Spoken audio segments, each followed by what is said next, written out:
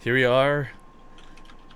Habitation station on the Korean server. Both Masters players, and neither of them are using a barcode. What world do we currently live in? What universe is this? Because it's not the normal. Alright guys, it's the ZOTAC season finals. It's the winner's bracket, the first game, the first series, and it's a best of 3.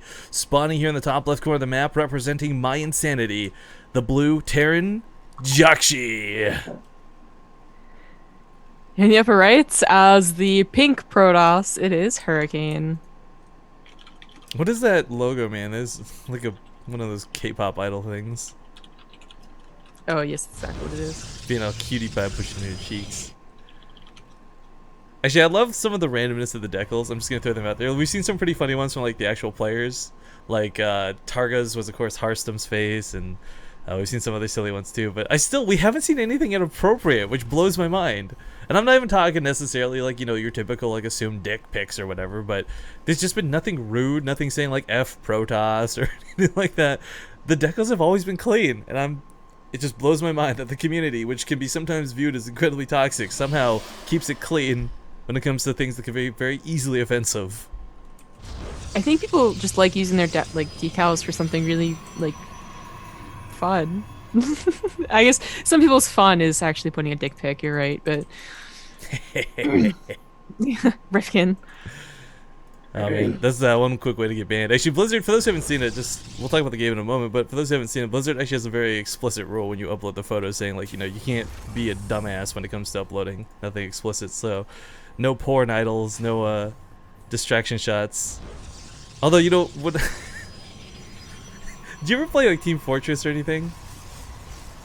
Or, like, CS? Kind of. Yeah. I played Team Fortress 2, and I was that guy who'd, like, I'd see the naked picture of the chick on the wall, and I'd stop to look and then get shot in the head because the guy had put it there intentionally.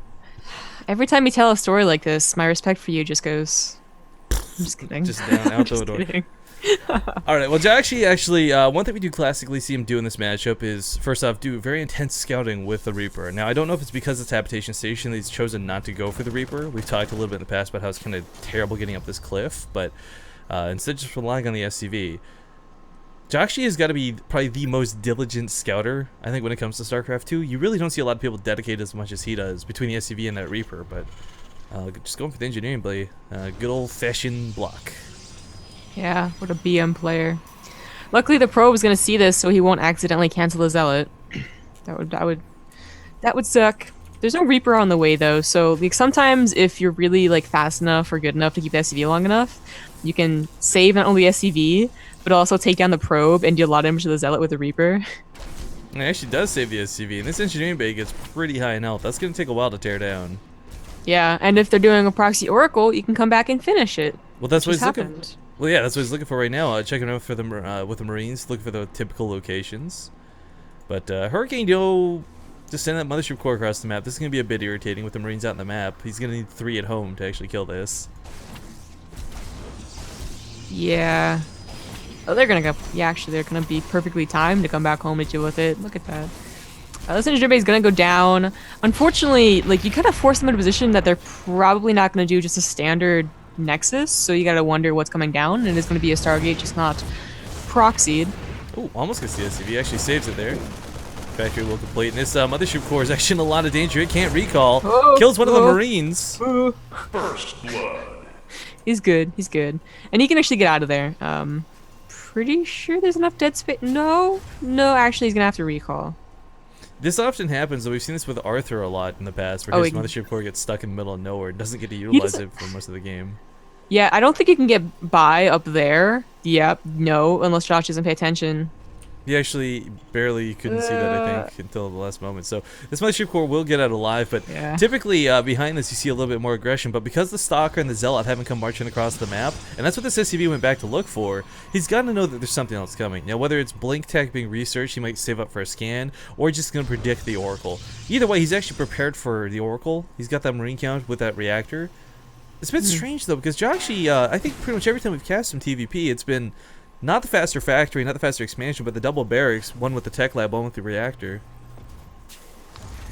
It is the most standard one, and he's not even going for the starport, like the Widowmine drop either. So just mixing it up just a little bit by getting that Widow Mine out nice and early. And of course, you can push with this. Believe it or not, the Phoenix will help with the push though if he decides to. It's a bit funny we're seeing Phoenixes too, because Phoenixes are the rare time we've seen Jjakji really lose this matchup. But unfortunately, not enough Marines here. So he's going to lose some of the Mules, going to lose a couple of Marines as well. Oh, use the Oracle! Get the Oracle, nice! Oh, that sucks for Hurricane. It really does too, because the idea of that Oracle being alive, we've talked about this a lot in the past. It's got utility, sure, but that's kind of an excuse if we're going to be honest when we're talking about like what it can do afterwards. But the fact that it's alive is going to be a constant and present threat is the scariest thing. That's what forces missile turrets down. That's what forces Jjakji to be on his toes and not abandon the mineral lines. But instead, we don't have him investing in any turrets whatsoever. It could still be bad, except that he just scanned and never mind. He sees the Stargate still producing something, and while you can barely see that it's a Phoenix, he's probably assuming Phoenix. Like, you're gonna get another Oracle at like so long after the last one. Probably not. If you were, it'd already be out. So he's probably thinking Phoenixes. He's not getting any missile turrets though. So that's what I was talking about. Like, if you didn't know if it was Phoenixes, if the Oracle just died and he doesn't get missile turrets and he pushes out with Medivacs, either his SCV line gets trashed by the Phoenixes or his Medivacs, like trying to drop, get, destroyed because he doesn't expect Phoenixes. Well, the downside for a Protoss player going for this build, though, I mean, you're not going to have a lot of units out is the problem. By investing in the Phoenixes, trying to get your infrastructure up afterwards, even if it's delaying your upgrades, everything you have ends up being a little bit weaker to pushes that could come earlier on. It's something he does have to worry about. So coming up with these Phoenixes, again, they're not going to kill a lot, I feel, especially with the Marine count that's been around, but they're meant to keep Jjakji on his toes, not have him push across the map. It's such a shame that Widow Mine just barely wasn't in range of that.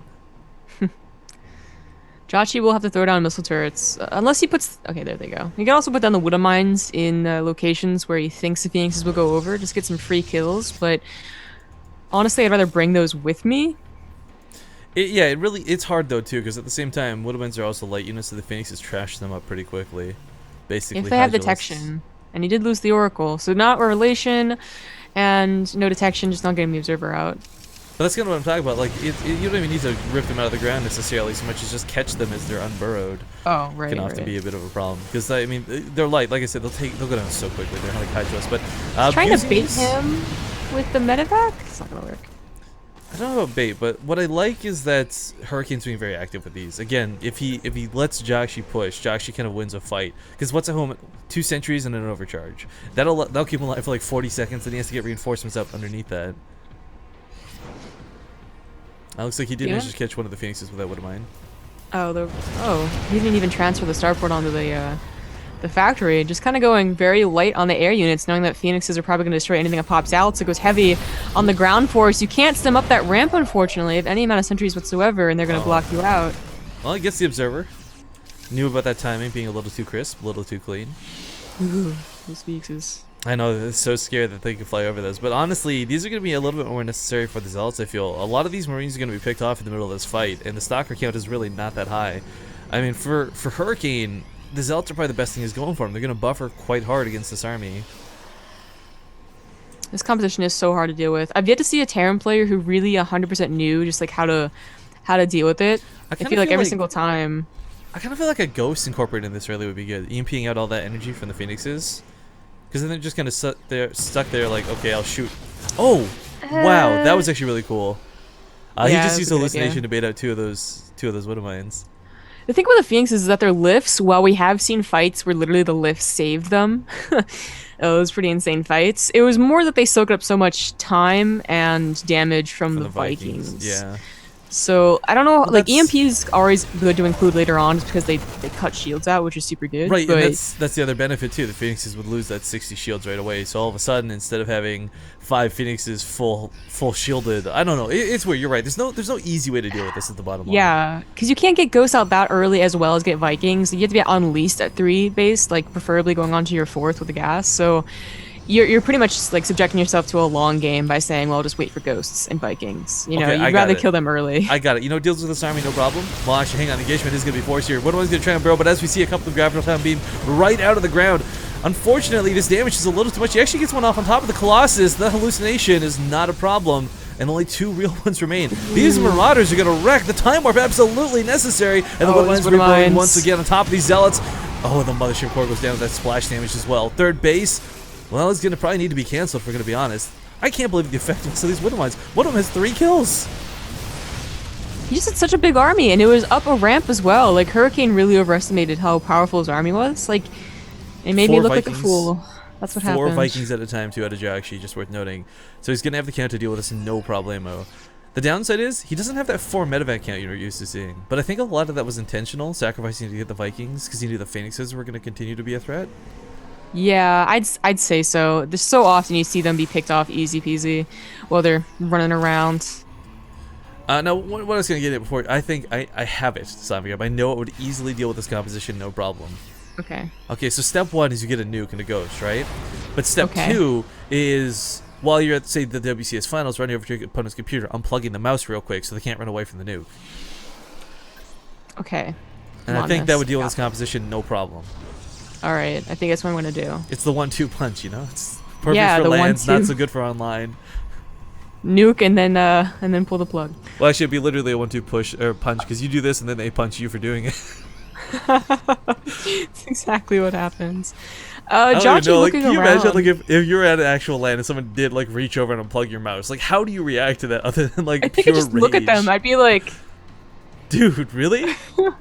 like, I don't know if you watched Arrested Development, but like Lucille's face. Are you kidding me? I love Arrested Development. Really, like when she like does that face when like they're like Anyang, she does that face. She's like turns away slowly. That's the face I would give them.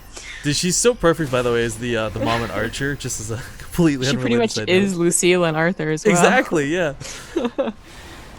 Oh man. Anyways. The Viking count's looking really good. He's cleaned up the Phoenixes at this point. Storm is on the way, and the Ghosts are so far away that I don't know if there'll be this engagement will go too well or not. But he will take out the Colossus really quickly, that's for sure. The Viking count is insane. But the Widow Mines in the front lines, oh, they're gonna get stormed down here too.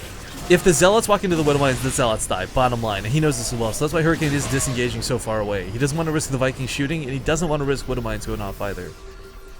Well, I mean, what happened last time he pushed up this ramp? He got destroyed, and I thought it was going to end the game. Luckily, he had Storm on the way. He did get that 3rd up. I don't remember if it was canceled. But still, he has it up now. This going in here seems like a terrible idea. I'm not sure what Jjakji... Hurricane's only getting, I'd say, decent storms off at best as well. I mean, it's catching the tail end of the armies that retreats. Colossus goes down. Archons are forced out. Vikings will probably land here. Yep, there we go. Vikings do land. They add a little bit to the DPS. Kiting back on top of the Widow Mines. Forced to do it this time, but the Zealot count is actually charged in quite strong. Yeah, the Zealots... Man, you always seem to underestimate the Zealots until it's, you know, nothing but Zealots. That and there's no medevacs. Well, the one medevac's alive has no energy, but there's pretty much no way to heal up these stim packs. Still, much better engagement than I expected. I thought going down to the storms was going to be a terrible idea, but you're right, he only got mediocre storms. Yeah, that could have been a lot worse. Combination good control of the Jjakji and combination decent storms out of Hurricane really led that to be a little bit more one-sided. But even though he retreats, one of the key things is oftentimes you'll see players like Jjakji land the Vikings, then they'll all die and he'll have nothing to deal with the Colossus Remax.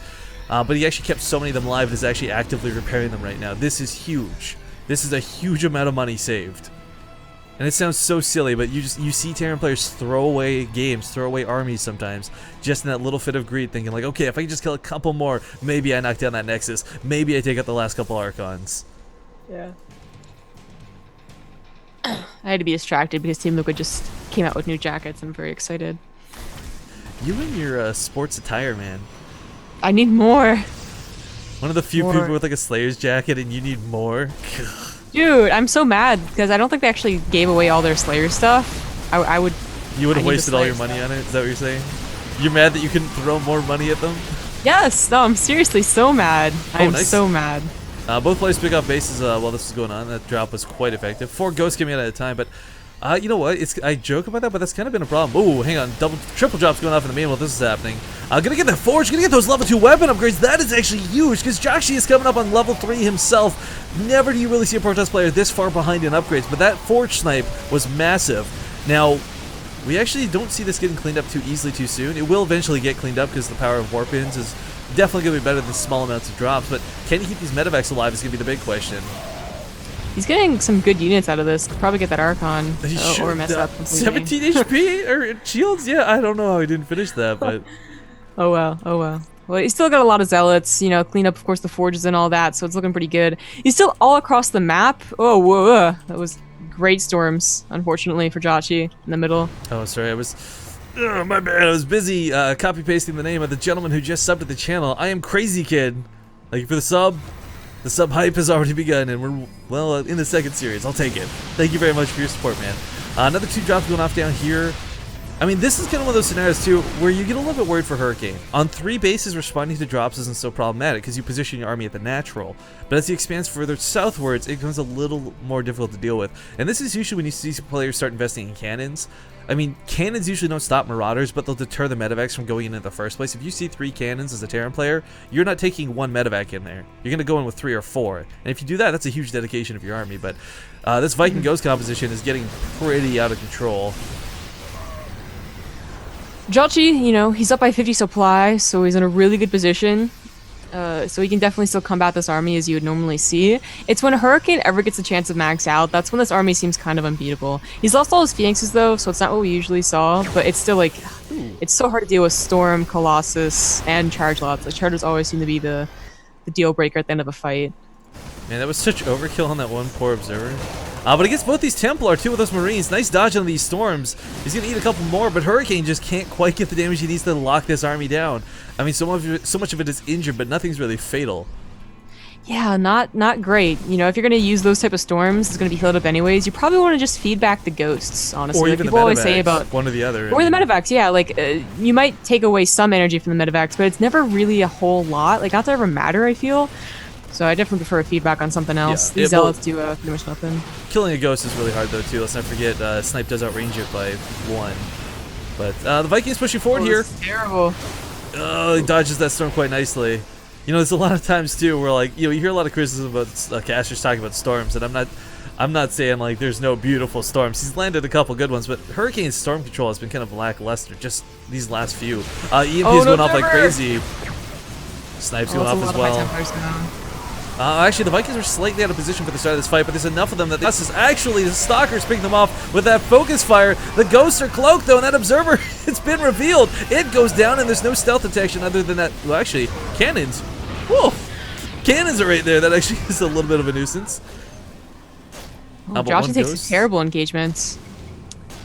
Yeah, but you know what? I kind of feel like with a gold base, as well as a 4th down here, he's able to afford it. Unlike Hurricane, who's only just recently established this base. The problem is that for a Terran player, while he can afford doing that, getting the army back up really high is really, really hard. You know, if a Zerg did that engagement on this economy, they'd be maxed already. Yeah, but Jjakji has to wait another minute, 2 minutes, while Hurricane still has that 1 or 2 minutes to like slowly get up to like powerful enough of an army. I mean, look at the supplies; it's even. He's not making any more Ghosts. He didn't save that many from the first engagement. They're all gonna be Saved low energy. 4, anyways. but I don't know where they went to. Like, are they still in the medevac? No, they're here. He unloaded them. But that's what I'm saying. Like, they're all low energy from that cloak. So, I mean, they're not going to be able to EMP. They're not going to be able to contribute too much to this fight, which is a little concerning. But looks like he's going to load up for a big drop. Marauders, of course, probably your favorite thing to drop with as a Terran player. They take down pylons like nobody's business. They can use them custom shells to kite, but sadly, Jjakji's been kind of locked out of drops, and Hurricane's starting to turn this game around a little bit. One of the big things, too, is his upgrades were at a huge deficit for the majority of this game. That's a huge part of why Jjakji's been able to take these crazy, weird fights and not come out so screwed afterwards. But level 3 weapons on the way, level 3 armor finally on the way here, too. So Hurricane will eventually catch up here. And if we're going to be completely honest, guys, level 3 armor on Zealots, even if you've got 3-3 as a Terran player, is not easy to deal with. Yeah, Jjakji had a lot of things going for him in this game. Not only the supply lead, but also that upgrade lead. It's all about to become even, and that's going to be difficult. A nice base snipe, like super nice base snipe. Also going into the main, while this happens, so many times we see Terrans give up on drops, but Jjakji still finding ways to go ahead and get the level 3 armor. This is huge! Gets a storm out of this as well. He'll probably get a couple pylons before he's out of this. Man, oh man, Jjakji, look at... Without level 3 weapon upgrades, Zealots take forever to chew through Marauders. Jesus. Normally, you see Zealots wreck Marauders. They're still taking a long time to die, though. By so much time for the Stalkers to get up here. Some Stalkers do go down. They just don't hold up well against Marauders, so kind of a really good trade for that drop. And this drop, yeah, it's not too much. Well, there's nothing to kill it, actually. Like, unless feedback could kill it. There's no Stalkers. Just a quick side note, people are asking about the vibrant team colors here. This is through the Gameheart mod, and it's only visible to the observers, not to the players. So if you want to play with like really shiny units, sadly you can't do that unless you're just observing a game. Yeah. Lots of EMPs available though. This was kind of something I talked about before, how he lacked on the Ghost production, started making a lot of Marauders. Now I kind of feel like it's the other way around, where he's making a lot of Ghosts, but he doesn't have a whole hell of a lot of Marauders. Oh, he's sandwiched. The Vikings, what are the Vikings doing? They're split in 2 different directions. One observer took so many Viking shots. Oh, Vikings have like some of the worst overkill.